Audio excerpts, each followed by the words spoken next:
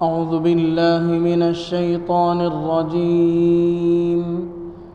بسم الله الرحمن الرحيم. أم حسبتم أن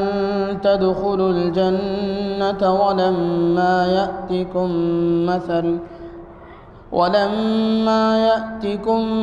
مثل الذين خلوا من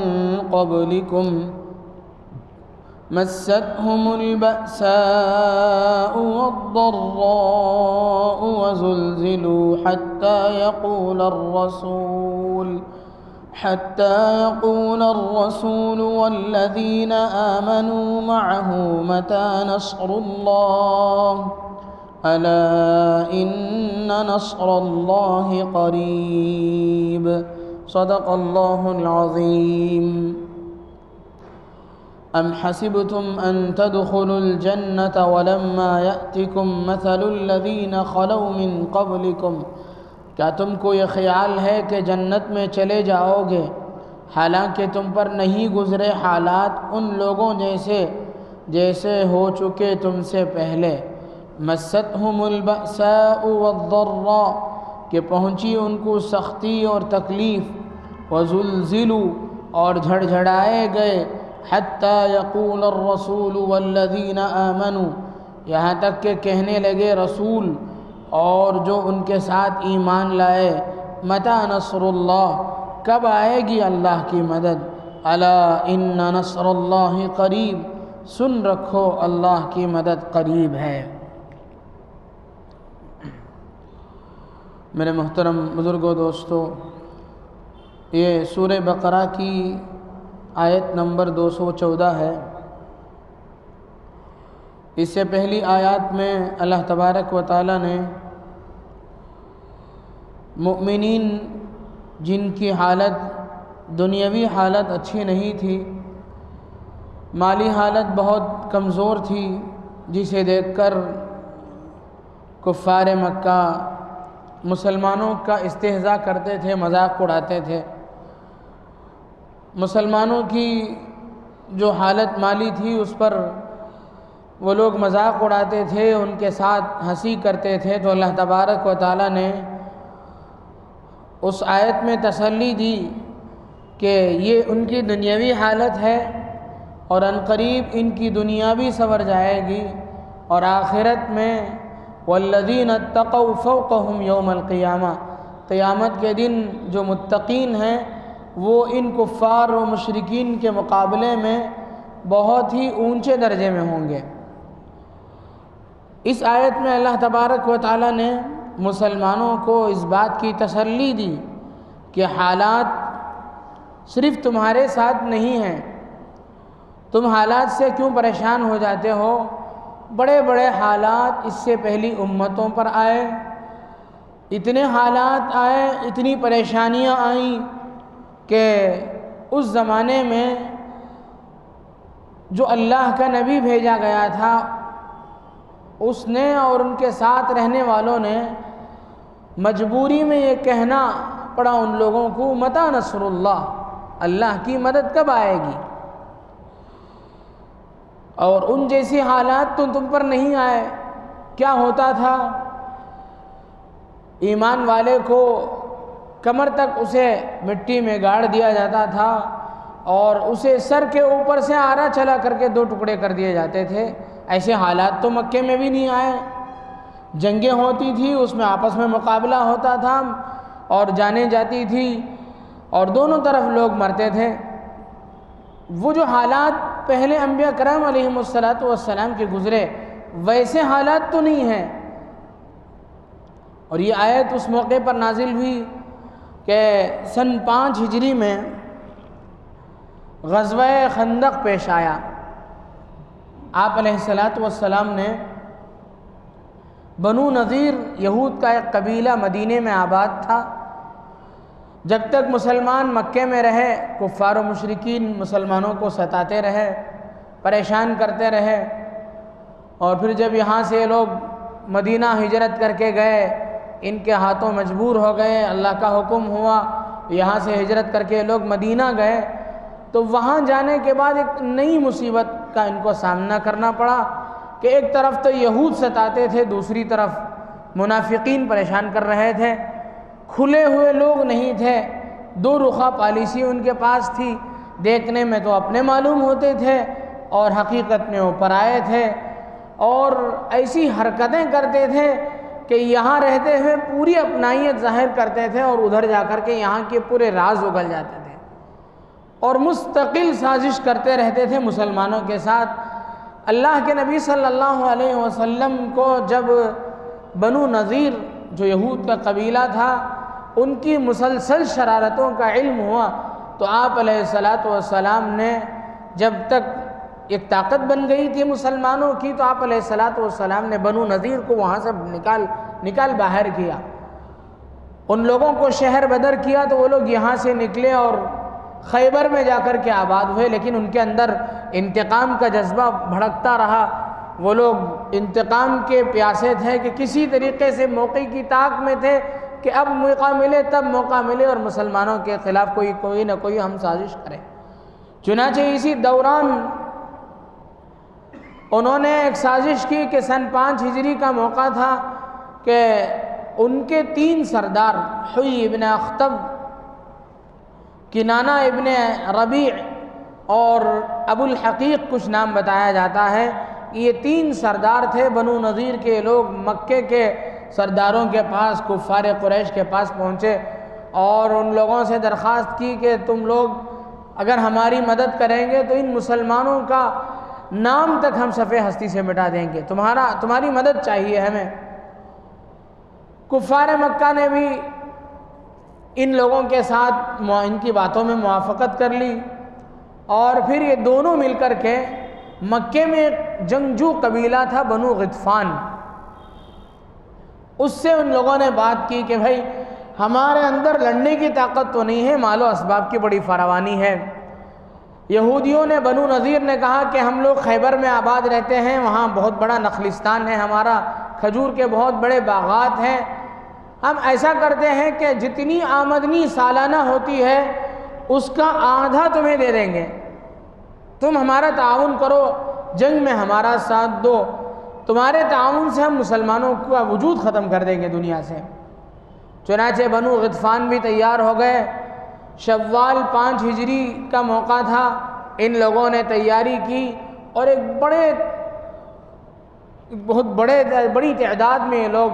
بڑی جمعیت کو لے کر کے نکلے، اللہ کے نبی صلی اللہ علیہ وسلم اور حضرات صحابہ کرام سے جنگ کرنے کے لیے۔ تقریباً 10,000 کا مجمع ان لوگوں کا تھا۔ آپ علیہ السلام کو اللہ تبارک و تعالیٰ نے جیسے جہاں دینی لائن سے رسوخ عطا فرمایا تھا اور جہاں دینی لائن میں اللہ نے بہت اونچی پہنچ عطا فرمائی تھی، آپ علیہ السلام کو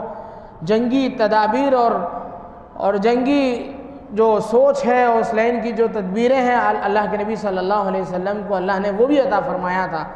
آپ کو جیسے ہی یہ بات کان لگی فوراً آپ نے حضرات صحابہ کرام سے مشورہ کیا کہ کیا کرنا چاہیے۔ اس زمانے میں حضرت سلمان فارسی رضی اللہ عنہ مسلمان ہو کر کے داخل ہوئے تھے نئے، وہ بڑے تجربہ کار تھے، انہوں نے اہل فارس کے ساتھ ایک زمانہ گزارا، بڑی عمر کے آدمی تھے، تجربہ بہت رکھتے تھے اور جنگی تدابیر بہت اچھے جانتے تھے، تو انہوں نے آپ علیہ السلام کے سامنے ایک تدبیر رکھی کہ یا رسول اللہ، ہم اہل فارس جب کسی کے ساتھ جنگ کا مقابلہ ہوتا تو ہماری یہ تدبیر ہوتی تھی کہ ہم اپنے سامنے ایک خندق کھود دیا کرتے تھے۔ آپ علیہ السلام کو ان کی تدبیر اچھی لگی، اس لیے کہ مدینہ شہر اس وقت جو تھا وہ اس طور پر تھا کہ تینوں طرف سے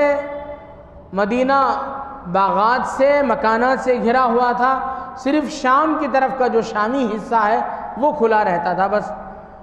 اب یہ جو باغات سے، مکانات سے جو گھرا ہوا حصہ ہے وہ گویا کہ مدینے کے لیے ایک حصار کا اور باڑ کا کام دیتا تھا کہ کوئی بھی اس میں بے ٹوک داخل نہیں ہو سکتا تھا، یہی ایک حصہ تھا جس میں سے داخل ہو سکتے تھے لوگ۔ تو آپ علیہ السلام نے حضرت سلمان فارسی کی تدبیر پر خندق کھودنے کا حکم دیا۔ تقریباً 3.5 میل کے فاصلے پر یہ خندق کھودنا تجویز پایا اور گہرائی اس کی تقریباً 5 فٹ تھی اور چوڑائی ایک جنگ میں آزمایا ہوا گھوڑا دور سے تیزی کے ساتھ ہانک کر کے چھلانگ لگائے تو اس کو پار نہ کر سکے، اتنی اس کی چوڑائی رکھی گئی۔ سب نے اس میں مل کر کے کام کیا، چھوٹے بڑے سب نے اس میں خدمت کی۔ نبی اکرم صلی اللہ علیہ وسلم خود بھی بنفس نفیس اس کی کھدائی میں شریک تھے۔ روایات میں آتا ہے کہ اللہ کے نبی صلی اللہ علیہ وسلم اور حضرات صحابہ کی حالت بالکل دیگرگوں تھی، مال بالکل نہیں، ایک سخت قسم کی سردی پڑ رہی تھی، کھانے کے لیے کچھ نہیں، فاقوں پہ فاقہ گزر رہا تھا، لیکن اللہ کے نبی صلی اللہ علیہ وسلم کا حکم تھا۔ حضرات صحابہ کرام رضوان اللہ تعالی علیہم اجمعین کے دلوں پر ایک عجیب جوش اور جذبہ اور ولولہ پایا جاتا تھا۔ آپ علیہ السلام کی معیت میں اور حضرات اکابر صحابہ کرام کی موجودگی میں چھوٹے صحابہ، نوجوان صحابہ عجیب جوش اور جذبے میں تھے۔ وہ اشعار پڑھ رہے تھے، واللہ لولا اللہ مہتدینا، اگر خدا کی قسم اگر اللہ تبارک و تعالی ہمیں توفیق نہ دیتے تو ہم ہدایت یافتہ نہیں ہوتے، ولا تصدقنا ولا صلینا، نہ ہم صدقے کے عادی ہوتے نہ نماز کے عادی ہوتے، اور قسمیں کھا رہے تھے اللہ کے نبی صلی اللہ علیہ وسلم کے ساتھ کے معاہدے پر، نحن الذین بایعوا محمدا علی الجہاد ما بقینا ابدا، ہم نے اس بات کی بیعت کی ہے محمد الرسول اللہ صلی اللہ علیہ وسلم کے دست حق پرست پر کہ جب تک ہمارے جان میں جان رہے گی، ہمارے بدن میں جان رہے گی، اس وقت تک ہم نبی علیہ السلام کا ساتھ ہرگز نہیں چھوڑیں گے۔ اشعار پڑھتے رہے اور پڑھتے جاتے تھے اور جوش اور جذبے کے ساتھ کھدائی کرتے جاتے تھے۔ ایک موقع ایسا آیا کہ سلمان فارسی رضی اللہ عنہ کے ہاتھ میں کلہاڑا تھا، انہوں نے ایک چٹان کو پھوڑنا چاہا تو وہ پھوٹ نہیں رہا تھا، پتھریلی سنگلاخ زمین تھی، پتھریلی زمین تھی، کوئی معمولی ہمارے علاقے کی چکنی مٹی کی زمین نہیں تھی، عرب تھا، ریگستان تھی، کوئی درخت اور سائے کا مسئلہ نہیں تھا، دھوپ بھی دن میں سخت اور رات میں سردی بہت ہی شباب کی پڑتی تھی۔ ایسے حالات میں ایک موقع ایسا بھی آیا کہ ایک بڑا چٹان پھنس گیا آ کر کے، وہ کسی سے حل نہیں ہو رہا تھا، تو اللہ کے نبی صلی اللہ علیہ وسلم نے اپنے دست مبارک میں کلہاڑا حضرت سلمان فارسی سے لیا اور اس پر کاری ضرب لگائی۔ 2 ضرب کے بعد تیسرے ضرب میں وہ چٹان پھوٹا اور اس میں سے جو اس کی چوٹ کی وجہ سے جو چنگاری آئے تو آپ علیہ السلام نے اس میں جو 3 چنگاریاں نکلی تو آپ علیہ السلام نے اس کے واسطے سے حضرت جبریل علیہ السلام کے ذریعے سے اطلاع پہنچنے کی امت کو یہ خبر دی کہ مجھے حضرت جبریل کے ذریعے سے اطلاع پہنچی ہے کہ عنقریب ہمارے ہاتھوں سے روم، فارس اور بہت سارے ممالک ہمارے ہاتھوں سے فتح ہوں گے۔ جیسا کہ میں نے اس سے پہلے بھی کسی جمعے میں عرض کیا تھا کہ اس وقت لوگوں کے لیے ایک مذاق سا بنا ہوا تھا کہ حالت ایسی ہے کہ نہ بدن پہ کپڑا ہے، نہ پیٹ میں کھانے کے لیے کچھ ہے، ایک دم بے سر و سامانی ہے، لیکن ان کے جذبے، ان کے جوش اور ان کے خیالات اتنے اونچے اور اتنے بلند کیسے ہیں؟ یہ روم اور فارس کی سوچ رہے ہیں، وہاں تو ہزاروں کا لشکر موجود ہے، یہ بالکل بے سر و سامان لوگ ہونے کے باوجود ایسی ان کی سوچ کیسی ہے؟ سوچنے کے لیے بھی کچھ ہونا چاہیے۔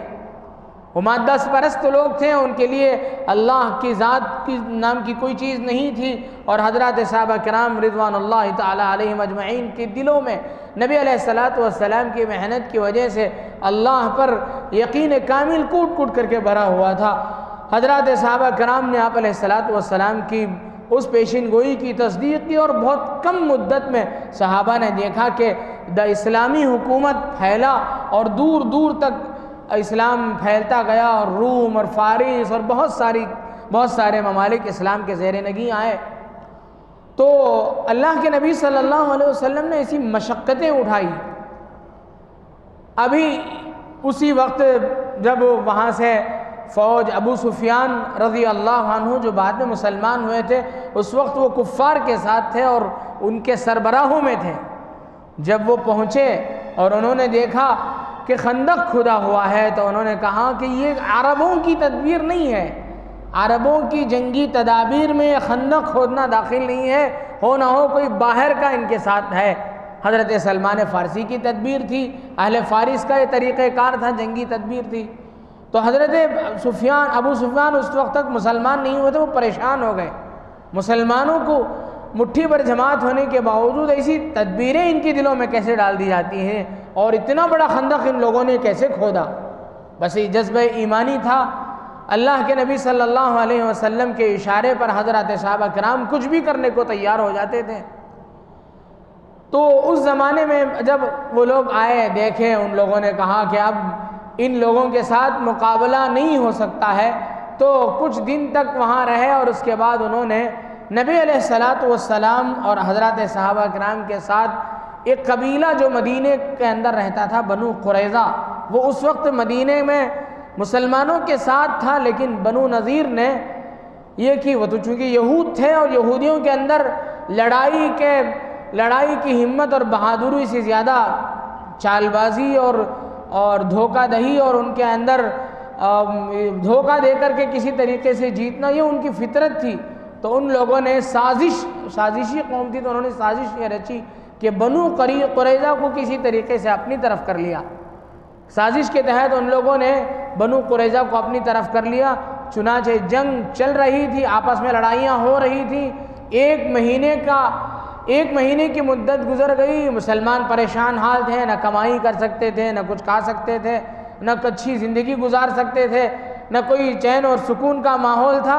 اور نہ ادھر طرف جنگ ختم ہونے کا نام لے رہی تھی۔ ایک مہینے تک یہی کھینچا تانی رہی۔ تو ہوا یہ تھا کہ یہ جو قبیلہ مسلمانوں کے ساتھ تھا، وہ بھی ان کے ساتھ ساز باز کر لیا تھا۔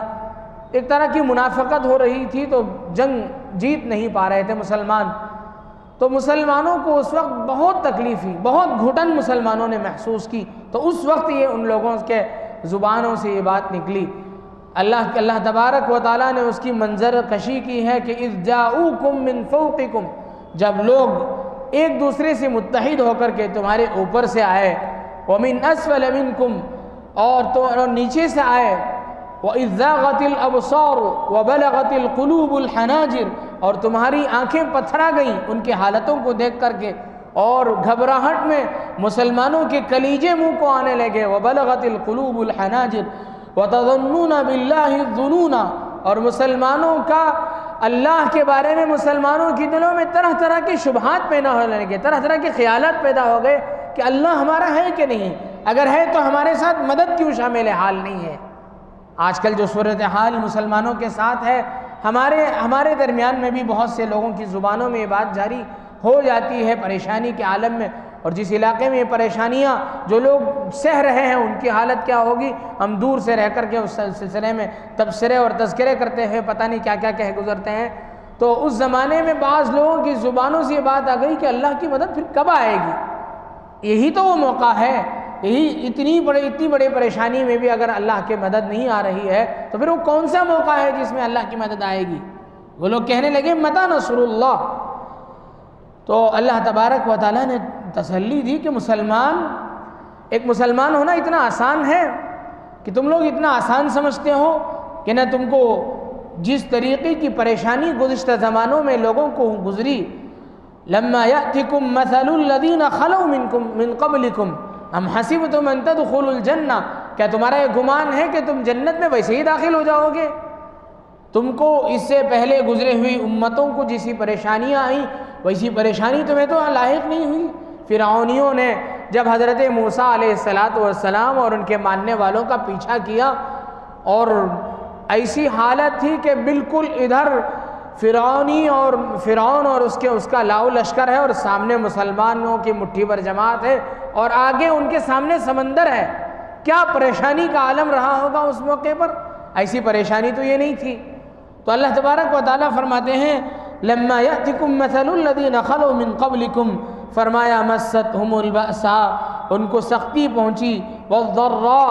اور تکلیفیں ان کو دی گئیں، وزلزلوا، ان کو جھنجھوڑا گیا، حتی یقول الرسول والذین آمنوا معه، یہاں تک کہ رسول، اللہ کا رسول جو اس وقت تھا وہ بھی یہ کہنے پر مجبور ہوا، اور اس کے ساتھ مؤمنین جو تھے وہ بھی یہ کہنے پر مجبور ہوئے متی نصر اللہ، اللہ کی مدد کب آئے گی؟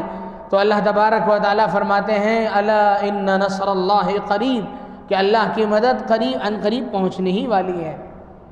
تو پھر اللہ تبارک و تعالیٰ نے مسلمانوں سے حالات کو دور فرمائے، اور پھر دنیا نے دیکھا کہ اسلام بڑھتا چلا گیا۔ یہی آج بھی اسی چیز کی امت کو اللہ تبارک و تعالیٰ نے اسی پر امت کو یہ کیا ہے، ڈیپینڈ کیا ہے کہ تم وَأَنْتُمُ الْأَعْلَوْنَ إِن كُنتُم مُؤْمِنِينَ، کمال ایمان تمہارے لیے ضروری ہے، تم کامل اور مکمل مسلمان بن جاؤ، پھر دیکھنا تمہاری سربلندی، پھر دیکھنا تم کتنا تو تمہارا کیا مقام ہوتا ہے۔ دشمن تمہارے سامنے آنکھ تک تمہیں اٹھا کر کے نہیں دیکھ سکتا، تمہارے سامنے قدم جمانے کی بات تو دور کی ہے۔ تو اللہ تبارک یہاں اس آیت سے یہ سمجھ میں آتا ہے کہ جنت میں داخلے کے لیے یہ سب حالات ضروری ہیں۔ ایسا بظاہر یہ سمجھ میں آتا ہے کہ جنت میں داخل کے لیے اتنی پریشانیوں کا سامنا ضرور کرنا پڑے گا، جبکہ احادیث میں یہ بھی موجود ہے کہ من قال لا الہ الا اللہ دخل الجنہ، جو بندہ صدق دل سے اپنی زبان سے لا الہ الا اللہ کہہ دے گا جنت میں داخل ہوگا۔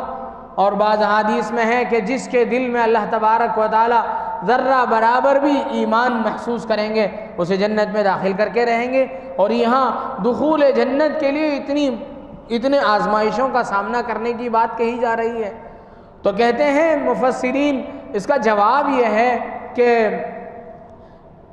معمولی سا ایمان بھی ہو، یعنی کوئی آدمی صرف مسلمان ہوا ہے، اس کے اوپر کسی قسم کی کوئی آزمائش نہیں آئی، تو وہ صرف ایمان لانا بھی نفس اور شیطان کے ساتھ ایک طرح کا مجاہدہ ہے، اس کے ساتھ ایک طرح کا مقابلہ ہے۔ ایمان پر قائم رہنا معمولی چیز نہیں ہے، کوئی بھی حالات نہ آئے ہوں، صرف ایمان پر قائم رہنا یہ خود ایک بہت بڑی چیز ہے۔ اس لیے کہ حدیث پاک میں فرمایا گیا حفت الجنت بالمکارہ وحفت النار بالشہوات، پسندیدہ چیزوں سے جہنم کو اور ناپسند اور ناگوار باتوں سے جہنم کو ڈھانکا گیا ہے۔ سردی میں وضو کا حکم، دھوپ میں روزے کا حکم، نماز فجر کی نماز کے لیے میٹھی نیند سے اٹھنے کا حکم، یہ طبیعت پر گراں گزرنے والی زکوٰۃ نکالنے کا حکم، صدقہ و خیرات کا حکم، اور دیگر گناہوں سے اپنے آپ کو بچانے کا حکم، جس کی طرف نفس اور شیطان کی زیادہ سے زیادہ اس پر میلان ہے، جو مائل کرتے ہیں نفس اور شیطان مل کر کے، اس سے اپنے آپ کو بچانے کا حکم۔ یہ وہ چیزیں ہیں جو نفس کو شاق گزرتی ہیں، یہ بھی ایک طرح کا مجاہدہ ہے۔ تو فرمایا مفسرین کہتے ہیں کہ یہ جو چھوٹے موٹے مجاہدے ہیں، جنت میں داخل ہونا، آدمی جنت میں داخل ہونا اس کے کئی مراتب ہیں، کوئی بڑے اونچے درجے میں پہنچے گا، کوئی درمیانے جنت میں داخل ہوگا، اور کسی کو جنت کا ابتدائی اور بنیادی حصہ ملے گا۔ تو دخول جنت تو سب مسلمان کے لیے ہے، لیکن جو مراتب ہے، جو جتنی مشقت کے بعد جو جنت میں جائے گا، اللہ تعالیٰ اسے اتنا ہی اونچا اور بلند مقام عطا فرمائیں گے۔ اللہ کے نبی صلی اللہ علیہ وسلم نے ایک حدیث پاک میں فرمایا کہ جو بندہ مومن کسی سے اس کا مقابلہ ہو اور وہ یہ جانتے ہوئے کہ میں حق پر ہوں، اپنا حق چھوڑ کر کے دے دے، اللہ تبارک و تعالیٰ وسط جنت میں اسے مکان عطا فرمائیں گے۔ اس طریقے کی بہت ساری روایتیں ہیں، اور حافظ قرآن کے سلسلے میں تو یہ کہا گیا ہے کہ قرآن کریم کی آیتوں کو پڑھتا جا اور بہشت کے درجوں پر چڑھتا جا، تیری آخری منزل وہ ہوگی جہاں تو جا کر کے ختم کرے گا، اور ایسا پڑھ جیسا کہ تو دنیا میں پڑھا کرتا تھا۔ تو یہ مشقتیں جتنی ایک حافظ قرآن اتنی آیتوں کو یاد کرنے کے لیے جتنی مشقتیں برداشت کرے گا، یہ بھی تو مشقت ہے، یہ بھی تکلیفوں کا سامنا ہے، اور اپنے اوقات کو اس کے لیے خرچ کرنا ہے، بہت ساری چیزیں ہیں۔ تو یہ اس آیت کا خلاصہ یہ ہے کہ اللہ تبارک و تعالیٰ جو کچھ مسلمانوں کو حالات سے گزاریں گے، اس کے مقابلے میں اللہ تبارک و تعالیٰ نعمتوں سے سرفراز فرمائیں گے، اور جو کچھ حالات آتے ہیں وہ حالات صرف اب کے زمانے کے نہیں ہیں، بلکہ ہر زمانے میں، ہر دور میں، صرف امت مسلمہ کے ساتھ بھی نہیں ہے، بلکہ اس سے پہلی جو امتیں گزری ہیں ان کے ساتھ بھی حالات پیش آ چکی ہیں۔ اس لیے ہمیں ہمت ہارنے کی ضرورت نہیں ہے۔ اللہ تبارک و تعالیٰ سے دعا ہے کہ اللہ تبارک و تعالیٰ اس آیت کی ذیل میں جو باتیں اللہ نے کہنے کی توفیق عطا فرمائی، اللہ تعالیٰ اس پر کہنے والے کو بھی، سننے والوں کو بھی عمل کی توفیق نصیب فرمائے۔ آمین۔ وآخر دعوانا الحمد للہ رب العالمین۔